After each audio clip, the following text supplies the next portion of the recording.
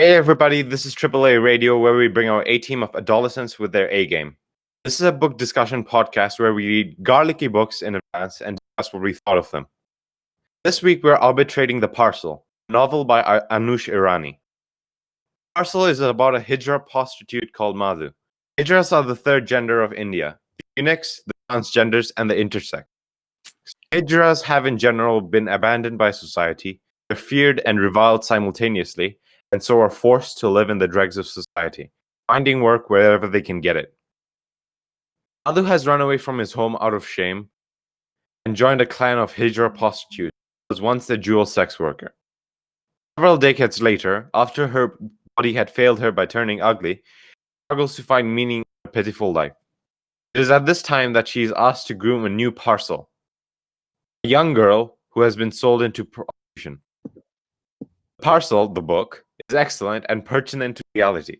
It addresses the miserable conditions and practices that the underbelly of India tries to hide so desperately, while telling a story of woe and self-pity at the same time. It is, however, not quite for the faint of heart or those who would rather go on believing that there is nothing wrong with reality. With that in mind, let us begin. Tell me, fellow arbitrators, what do you think of this book? Good book. The prose is very good. Like, he uses a lot of metaphors and imagery and stuff. Particular example that you like? The beginning lines, stuff like the knife dipped in the moon, is a very striking image, right? And there's a lot of imagery. None of it, I think, is particularly better than the others. That's fair. Obviously, that first line becomes more pertinent later on when we find out what knife dipped in the moon actually means, what it's referring to. Why do you feel they refer to it as moon? I mean, there's like what's the image that comes to mind at first when you don't exactly know the situation? What's the image that it's first a really came to you? shiny knife or something that's been blessed. Yes, which is kind of ironic, I guess, because it has been blessed. Then it had also been used as in knife. It's that a lot of people would call sin. But I feel like the blessing part is like the blessing is a sham. It's a theme throughout the story. Like that Guru Mai criticizes how they legalize blessings, which is complete lies, while they don't allow sex work, which is a legitimate service. Plus, there's the game that she plays with God. What's the guy's name? Gaji. Where they ask where the moon is. So the knife dipped in the moon also has that sense because she was cut by it. Yeah, that is. I actually didn't think of it that way. In that sense, when you talked about the legalizations of blessings, and how Guru Mai reviled it, isn't it also kind of hypocritical? Because it also ended up, basically seeking forgiveness and penance from God, and then wanting a blessing, but then knowing that you wouldn't ever actually get it. Kind of hypocritical, I thought. I mean, the entire thing is like people who know traditions are full of lies, but yet still religiously follow them, right? When desperation sets in, faith takes root. Is it really faith, though? They don't believe it. It's still considered faith. It doesn't really matter if you truly believe it or not, as long as you practice it. The illusion of faith, I suppose. Like how theater that once was a place that introduced movies, different languages, became first evolved into raunchy clickbait and into a place of worship. Like as things got worse, it became a temple. I feel like that's like the analogy in the book that I think I would pull out, because like things devolve eventually to just people praying, even if they know it's full of lies. That's fair, I suppose. Because I feel like that's a reasonable conclusion that could be made. Can't really think of any elements that criticize that, so I suppose that would be real. What about the rest of you? What did you guys think of?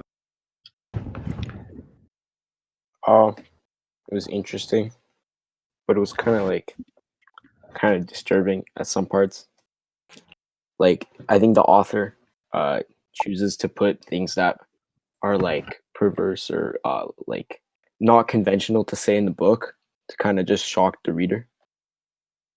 Yeah, I felt that way when about the castration. It was made me kind of want to puke. So I think one of the big things about the book that I really liked, or not liked, but thought it was interesting, was how raw the book was. Like, I don't think a book ever made me feel disgusted before. Yeah, I was very honest, I guess, like from Madhu's perspective. I feel like it's both honest and rather dishonest because they see the world in a raw way, but at the same time it's coded in a lot of imagery and a ton of metaphors. Like Madhu both tells it as it is, but also very much detaches themselves and leaves you to interpret the truth out of the words. Much like how they advocate a lot about the body-mind detach, and I think that's shown through the technique.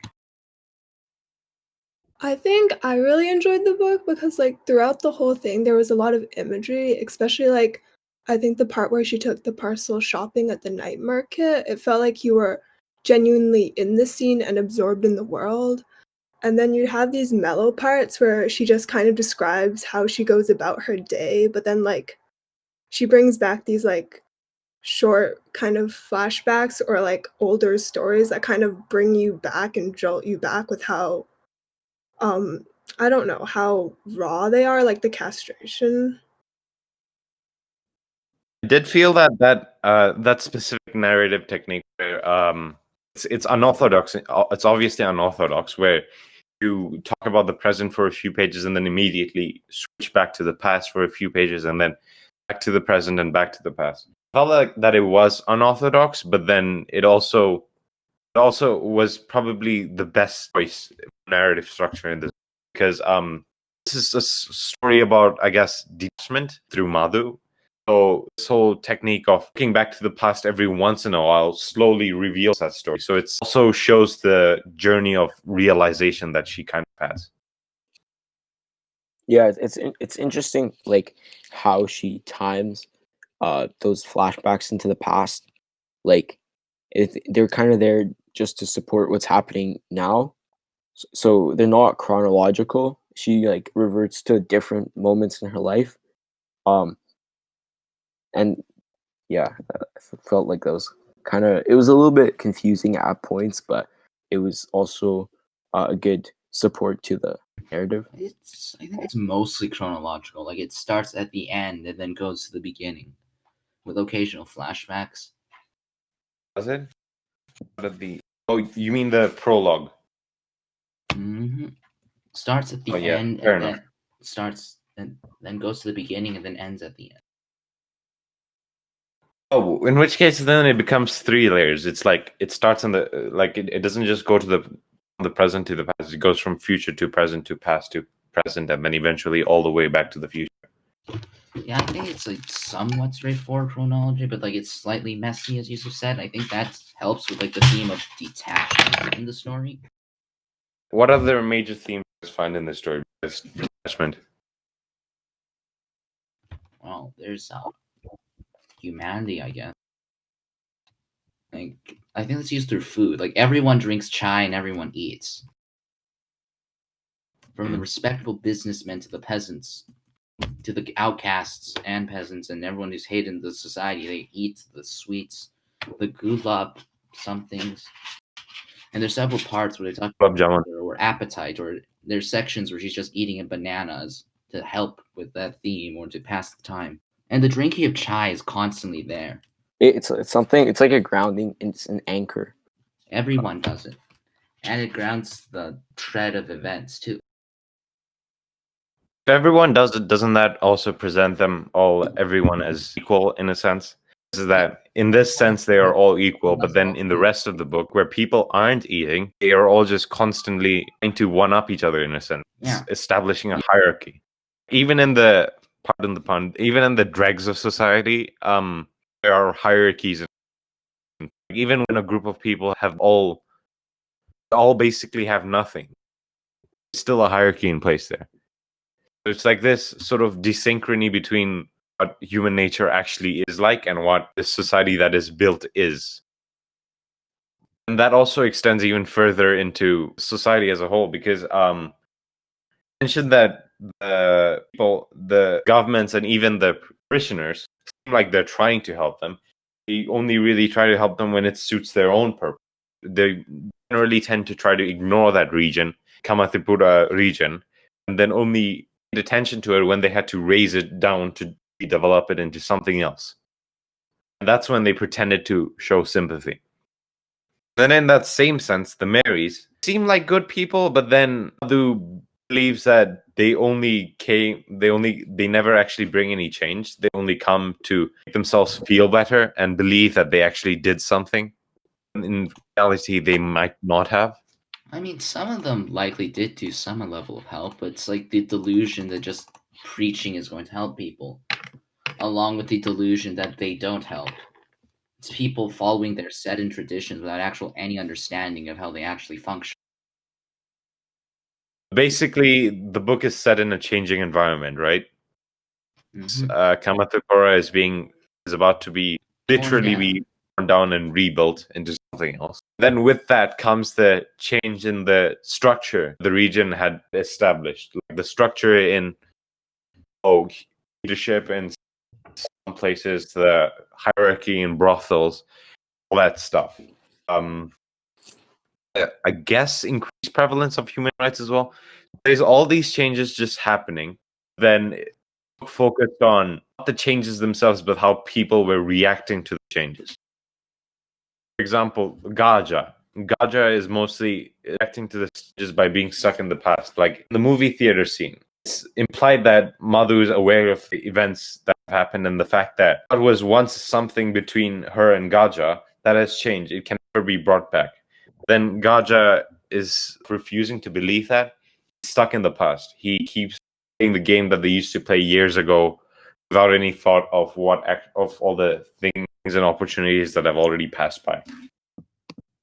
I feel like in the same way, it's Madhu who's the person who's stuck in the past. Like, she thinks that something is past, but Gacha is actually pretty A-okay with bringing it all back. Like, the affection is still there. Like, at the end of the book where he offers to take her somewhere else with a motorcycle, he still does care deeply of her. There still is something there. It's her who is so stuck up on her own past affections that she thinks Gacha is stuck on the past affections. Like, it's true for both of them. That's fair. Then wouldn't him still be willing to pay affection based on what was once something between be considered being stuck in the past? I mean, yeah, they're both stuck in the past. But at the same time, I think Madhu's arguably the one who's more stuck in the past because Gacha still holds a lot of present affection. She's the one who's so tied up with a past failure that she doesn't see it. At the same time, Madhu and Gaja's the one who's so tied with past affection and doesn't see that she considers it current failures or that things have changed. It's a delusion of one person who thinks things haven't changed at all and the other person who thinks things have changed too much. When life is never that simple, is it? That's true, it's not. That's the argument that Madhu's probably the most stuck in the book is valid because the narrative structure of the book is literally going back to the past over and over again. Not only is it going back to the past, but it's making the past the present. Yeah, that's true because behavior is actually ends up being pretty different from before and after she flashes back to the past. Like for example, at the beginning, didn't it sort of feel to you guys like that? Didn't want to change. She just wanted to kind of give up, believe that there's nothing that she could have done.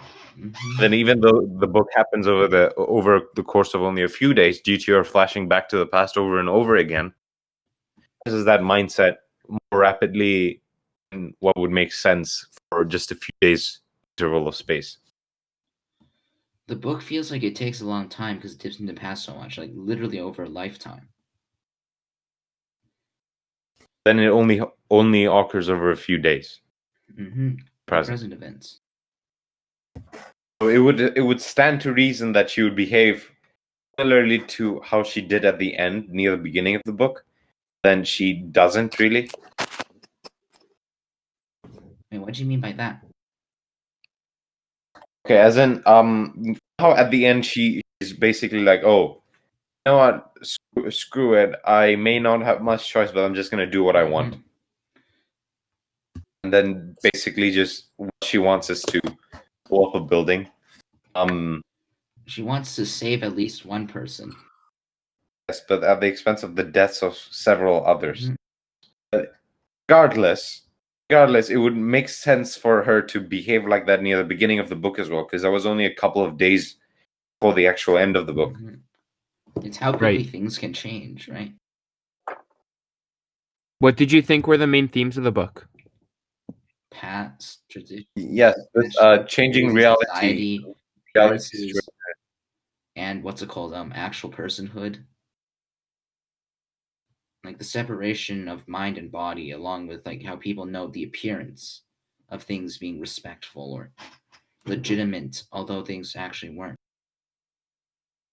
also is most that theme in particular is also sort of represented through the motif of gender identity, I suppose. Mhm. And that the book has such a high focus on the third gender in particular. Those who have changed their identity, or in the case of Madhu, don't really know what their identity is. They think neither man nor woman They can call said themselves. discord between the soul and the body. Yeah. But also it shows the interconnectivity between mind and body. You don't just change your mental state, you physically castrate, you dress differently, you go to different physical location. Like you are wanderers but you are tied to a place. Your whatever your district or location happens to be is the place you're permanently stuck at. That's fair enough. And the mental battle between man and woman is described physically too, right? Also, in the sense of moving on a bit, I suppose. Book obviously relates directly to the Hijra community in India, as well as human trafficking and social abandonment. Has your view of these topics changed after reading this book? Did you learn anything that made you reevaluate your understanding of such situations? I always think, just in general, maybe not related directly to this book, but I always think that like historical events and things that are going on in different countries kind of always feel removed to you, especially when you're living in such a privileged country like Canada. So I think it's very valuable to have these types of books and like different forms of media that depict these events realistically. It does bring like you get to you kind of almost get to experience those things from your privileged position, and it really like I kind of just thought of perspective and gives you empathy. like I always thought of human trafficking as obviously like a tragedy, but I never really gave it much thought. Like as in like it was something that always happened elsewhere and wasn't really a real thing to me before. So like Now anything through a book, you watched a movie on like slavery, and that was also just something that happened in the past that doesn't really exist anymore. I mean, I think those types of books like this one are really valuable in that way. Yeah, like media that tells us, hey guys, the world newsflash, the world still kind of sucks. I think are important. I don't think the book changed my views of things like this that much. Because like I watched a few documentaries about things that are happening recently. I'm like, oh yeah, in recent history, there's still children being killed for some kind of property of their blood. This is really stupid. All of these will never cease to amaze to remind me of human malice and human stupidity. And I think this book personally changed me more than a movie or a documentary would, because I feel like you feel more immersed in the world and you kind of understand or try to understand how they feel and like the emotional effects of the trafficking rather than just having statistics being thrown at you. I feel like it's more moving. I feel at the same time that's what makes a document more moving, because a documentary is not necessarily statistics. They're literally real people. And I suppose in the same way, that's how a book can be weirdly more effective, because fiction is realer than reality. Like the one line between fictitious and real life is that fiction has to make sense.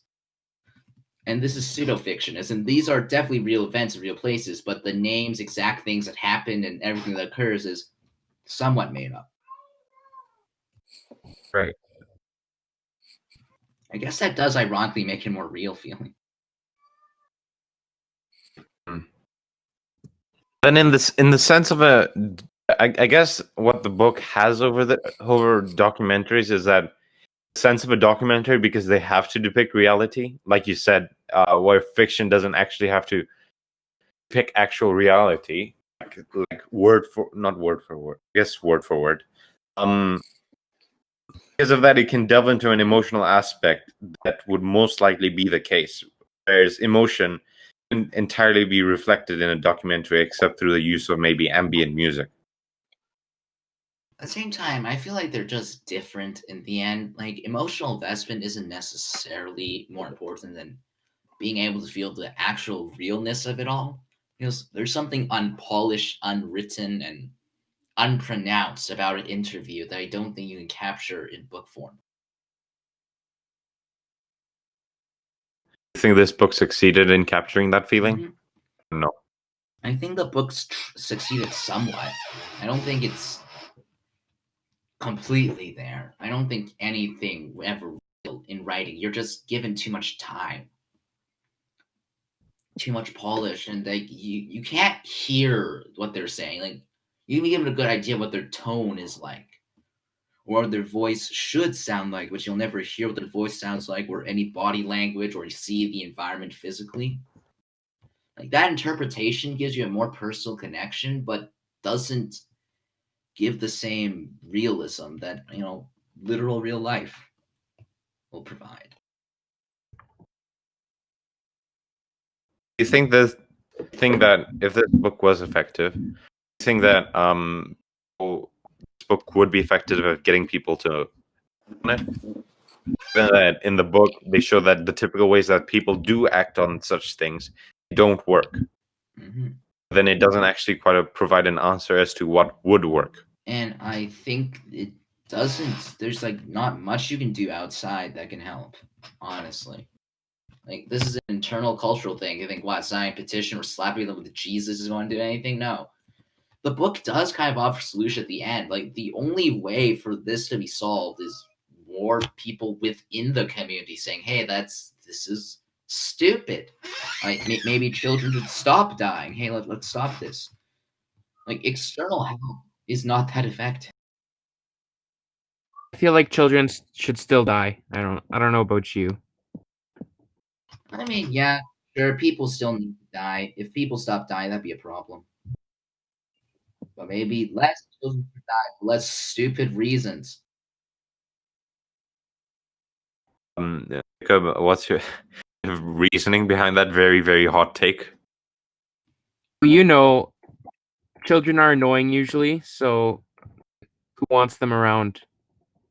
Have you know any children that have contributed to society that are good? I didn't think Well, so. hey, you could argue although those children in the book contributed to their society quite a bit. Although they didn't contribute for long. Fucking dead. Okay. I mean, also lol, I guess. I mean, Okay, but that's 1 in a million. And then also, children are the number one cause of poverty in most countries because you have to support more than just yourself. So obviously, the solution is to fool. get rid of Poverty children. is the number one source of poverty in most countries. You're uneducated, simpleton, plebeian brain is showing itself. Of course. I mean, the best way to abolish poverty would be to abolish money in the first place, so that the concept of poverty couldn't exist. Just have everyone. But barring that, economics doesn't exist if people are dead. Yes, kill people, and that way all the problems are solved. Right, that's fair enough. Would you guys say that your faith in humanity was negatively affected then, if these are the conclusions we're reaching? I don't think To be so. I had a fair, pretty didn't bad have take any on humanity. in the first place. It just gave me a vague urge to go burn a country down. Exactly. We went to the negatives. It was already Very in the cool. negative, good friend. It was already in the negative. Right? It became excabrated then. I think there were a lot of messages about the human psyche in this book. What did you guys feel were the most prevalent? You stole my host question, but okay. Right, so I guess I'm the interviewee now. I felt that the main message about the human psyche again came in the form of Madhu, because that's literally what the book is. 90% of the book is about Madhu. There's a lot of fatalism in her character, and that sort of reflects this human tendency to either do one of two things: to either realize that you're trapped in a situation and then give up, to not realize that you are trapped in the situation in the first place, which would actually create happiness. Because when you don't know that you're trapped, when you don't know that your choices are limited, you feel that you have freedom. That's when you feel happy, even though your situation is bad. It sort of reflects this message about, is ignorance bliss? Like, is it the best case option? Is knowledge really worth having? Should you be aware of yourself if all that self-awareness is going to do is only bring you unhappiness? I feel like that's what the book was trying to ask in it. Again, through Madhu. When Madhu was as Madhu herself said, when she was in her 20s and 30s, when she was younger, felt euphoric because she felt like this was a choice that she had. She could do whatever she wanted in that situation at any time. She felt that particularly because she was considered a prized asset, even though her being a prized asset had made her more trapped in the first place. And she didn't even realize it herself in the first place, that she was prized asset in the sense of a creature at the zoo that attracts a lot of crowds, rather than a prized asset like a human. It was her body that realized that first. And once she started realizing it, that she just became sadder and sadder and spent more time morosely reflecting on the past, not actually doing anything to change it until she was basically forced to. The freedom of choice is for people with power.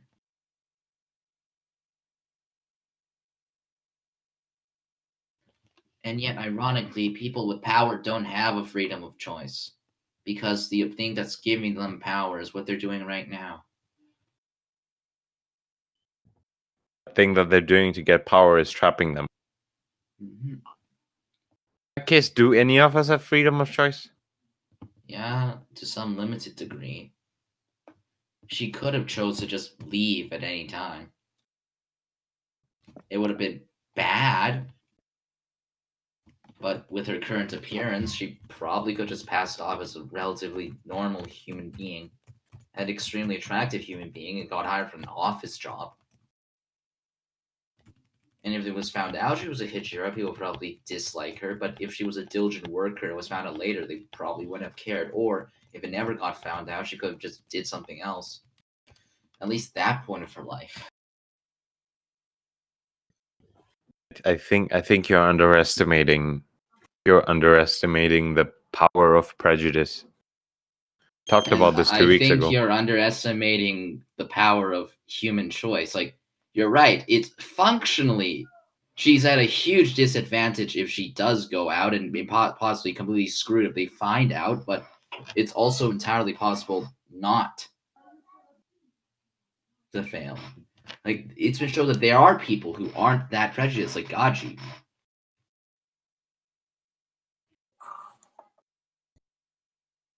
Well, I guess so. Then, that sense would that whole scene with girl with Kinjal, would that happen? Would that have happened where when she returned to her home village, she was able to leave and nothing had happened to her? Legitimately, nothing had happened to her. She was just kind of stuck in a cage and was tortured for a bit. Then she hadn't disgraced herself in any way. Despite that, her entire village basically kicked her out. Yes, the village didn't want her back in. and then she went on to appear on a TV show.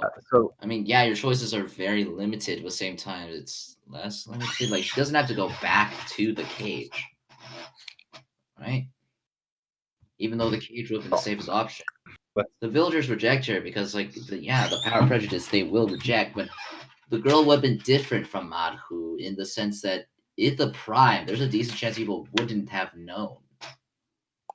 Or if the investment money was used differently, you could have rose with different powers. And if you're in a position of power, although the thing that you're doing is giving you power, you can always use that power to invest in something else. Like in her prime, if she just invested money purely in her own self-interest, she probably could have become an owner like Padma or a figure like Gurumai if she played her spiritual cards right. but then in that case, she would have had to sacrifice the empathy she had shown. Yes. No, she doesn't have to sacrifice That her gets, I empathy guess, per it's se, just zero. merely ignore it. Which is an option. Like, your options are hard, but to say that they aren't on the table is denial. I guess that's fair. There are options, but all the options are equally bad. There is no good ending. Life doesn't give you one. Yeah, I feel like everybody, like, I couldn't find a protagonist who like sacrifices herself for the girl.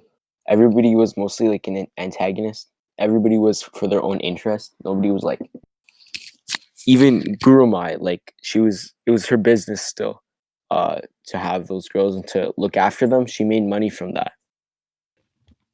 Plus, Honestly, like didn't Madhu like doubts her. Gurumai at all. Gurumai probably didn't do most of it out of the kindness of her heart. She was manipulating. Yeah, that's what I felt like when she first took in Madhu. I felt it was like she was manipulating him into joining because like the way it was Did the once he was family in and planted and the idea. she fed him, she's like, oh, now you're in debt, so you can't leave, right? So even though She also poisoned the minds of the family by telling them that he's hit her out, even though he hadn't decided that himself yet. exactly, and that may have influenced him.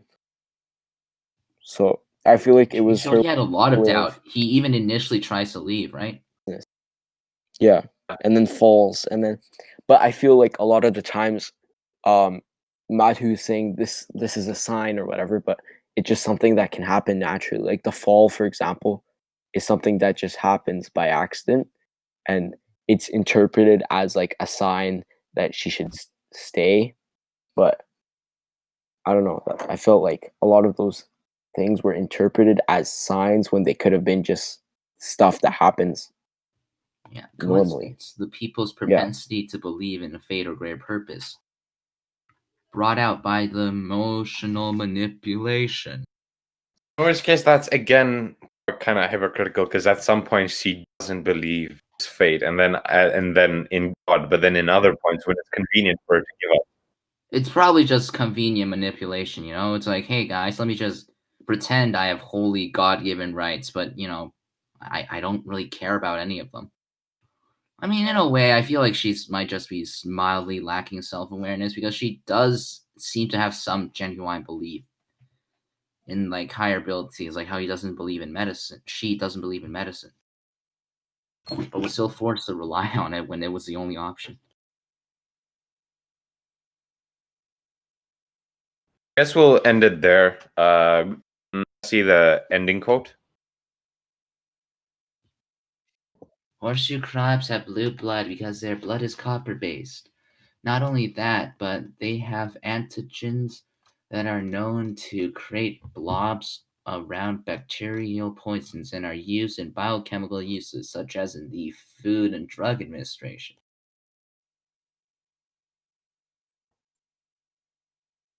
That's a pretty interesting fact. All right, that will be it for this week's. That will be it for this week's arbitration. Bye. Bye. Bye. Bye.